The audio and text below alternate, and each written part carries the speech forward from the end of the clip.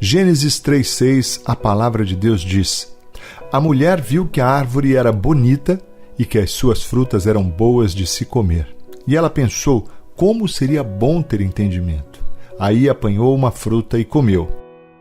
E deu ao seu marido, e ele também comeu. Sabem de uma coisa, meus queridos? Como Deus é bom, não é? E como Ele se preocupa comigo e com você. A prova disso é a Bíblia. A Bíblia Sagrada conta todo o conhecimento de Deus se revelando a nós a cada texto, a cada frase. No texto que lemos, Eva decide desobedecer a Deus que havia proibido ela e seu marido Adão, homem e mulher, de comerem do fruto da árvore que ficava no meio do jardim do Éden. No início do capítulo 3, apresenta ali um diálogo entre Eva, a mulher, e a serpente, o animal mais esperto que Deus havia feito. Aliás, esta afirmação já nos traz uma primeira lição, a de que devemos estar sempre atentos aos espertos e sagazes. Após dar ouvidos, então, à serpente e a imaginar possibilidades que iam contra a vontade de Deus, Eva provavelmente mudou o olhar para aquela árvore do fruto proibido, que se apresentava de maneira atraente. O texto diz que era uma árvore bonita e que as suas frutas eram boas de se comer. Neste ponto, nós podemos aprender mais uma lição. Na maioria das vezes, aquilo que nos leva a pecar contra a vontade e a direção de Deus para as nossas vidas, necessariamente não se apresenta como algo ruim, feio ou ofensivo. Como vimos, a árvore era bonita e seus frutos pareciam bons. Meus amados irmãos e irmãs, o Espírito Santo de Deus, que habita em mim e em você, trabalha de maneira maravilhosa nos nossos corações, nos mostrando qual é a vontade de Deus. Eu e você somos convidados a pecar diariamente nas nossas vidas, com situações atrativas e de aparência inofensiva, porém, nós não podemos nos enganar.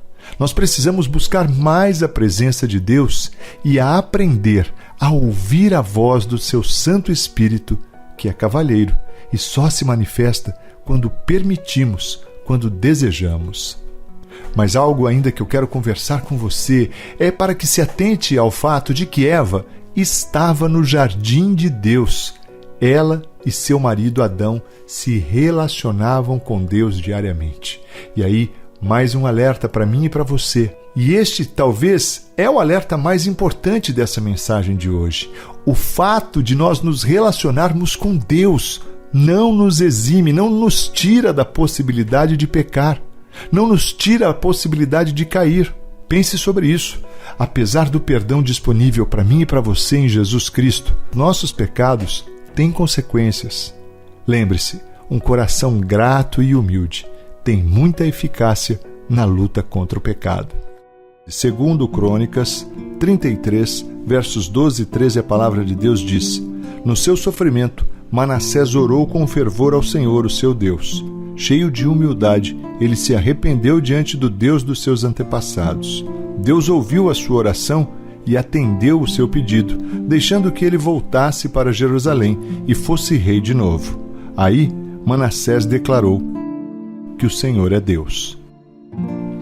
Sabe, meus irmãos, esta história é maravilhosa, pois ela retrata o que muitos de nós fizemos, estamos fazendo ou faremos um dia. E a minha oração é que não façamos. Sabe, Manassés governou Israel por 55 anos, assumiu o seu reinado com apenas 12 anos de idade. Manassés pecou contra Deus, é o que diz a Bíblia. Ele era filho do rei Ezequias, que reinou sobre Israel durante 29 anos, e a Bíblia relata que Ezequias fez o que agradava a Deus. Bem, mas o nosso personagem hoje é Manassés, um homem que, quando criança, viu seu pai Ezequias governar e adorar somente ao Deus de Israel.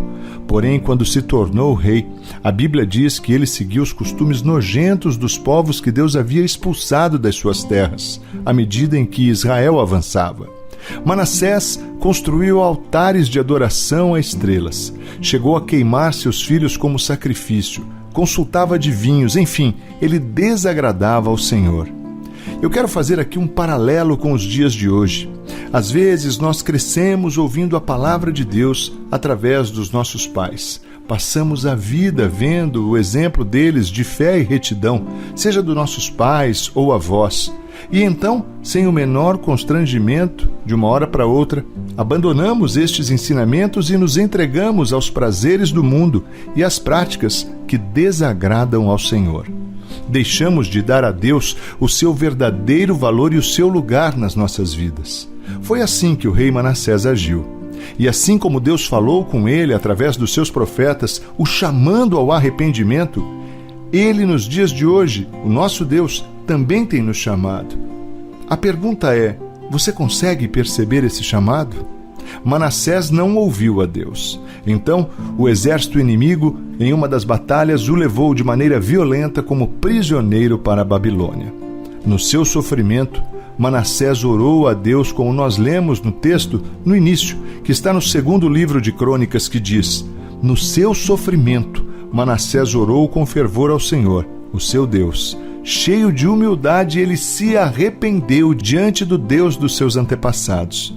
Deus ouviu a sua oração e atendeu o seu pedido, deixando que ele voltasse para Jerusalém e fosse rei de novo.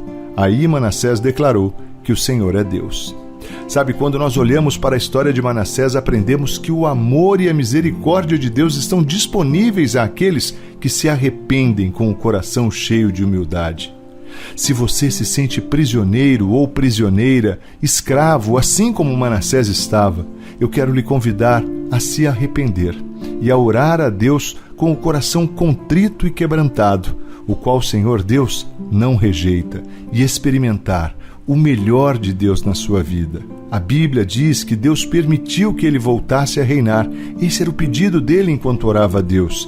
E aí ele declarou com seus lábios que o Senhor é Deus. Lembre-se, o arrependimento verdadeiro é transformador. Pense nisso. Vamos orar? Senhor Deus, Pai amado, Pai de amor, de misericórdia e de graça, Deus Todo-Poderoso, Pai, como é bom ouvir uma história como essa.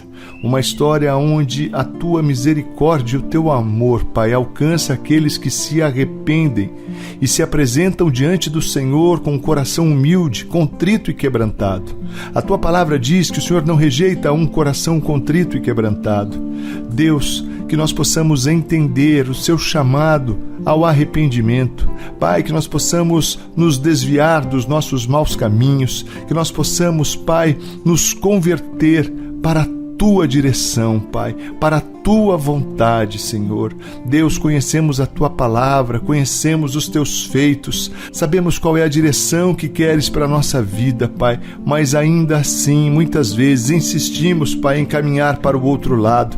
Deus, eu quero agora, em nome de Jesus, declarar mesmo um tempo de arrependimento no meu coração e no coração dos meus irmãos. Pai, essa é minha oração neste tempo, que esta palavra possa mesmo gerar, produzir arrependimento genuíno e transbordar no nosso coração, Pai, a humildade de Jesus Cristo no nosso coração, Pai, que possamos nos apresentar com o coração contrito e quebrantado na Tua presença. Obrigado, Senhor, por esta palavra tão preciosa ao nosso coração, palavra que vem nos ensinar, nos exortar, nos trazer mesmo um senso de atenção, Pai, diante das circunstâncias que enfrentamos na nossa vida. Esse texto é muito rico quando nos mostra muitas vezes que somos e podemos, na verdade, ser atraídos por aquilo que tem uma boa aparência, mas que, na verdade, representa morte espiritual para nós. Deus, que possamos ter o discernimento que só o Teu Espírito pode nos dar. Por isso nós pedimos para que o Seu Espírito Santo, Pai, seja conosco, nos dando direção, nos ensinando, nos guiando, Pai, a cada momento. Senhor Deus, queremos pedir também para que o nosso coração seja um coração grato, seja um coração sempre grato, Pai, porque a gratidão é uma virtude que nos afasta, sim, do pecado, porque quando temos um coração grato, estamos mais distantes da ganância, que a ganância, além de ser um pecado, nos leva para outro e outro. Afinal, um abismo chama outro. Pai, nós queremos Te pedir que esta palavra possa frutificar em cada coração que a recebe neste tempo, Deus. Pedimos também, Senhor, para que o nosso relacionamento com o Senhor seja cada vez mais forte, mais profundo, Pai, mais intenso. Que possamos, Pai, ser homens e mulheres cheios da presença do Teu Espírito. Esse é o desejo do meu coração. Eu quero declarar uma palavra de bênção, Pai, sobre cada casa, sobre cada lar, sobre cada vida que ora conosco neste tempo. E eu abençoo essas vidas no nome do Senhor Jesus, nome que é sobre todo nome, no céu, na terra e debaixo da terra. Amém e amém. Graças a Deus. Agora precisamos muito da sua ajuda. Não esqueça de curtir o vídeo e compartilhar, amém? Isso é muito importante, vai nos ajudar a alcançarmos mais vidas. Se você ainda não se inscreveu, inscreva-se agora no canal Anima Gospel e no nosso parceiro Palavra do Pai. Ative também o sininho para receber as notificações em cada vídeo postado. Deus te abençoe!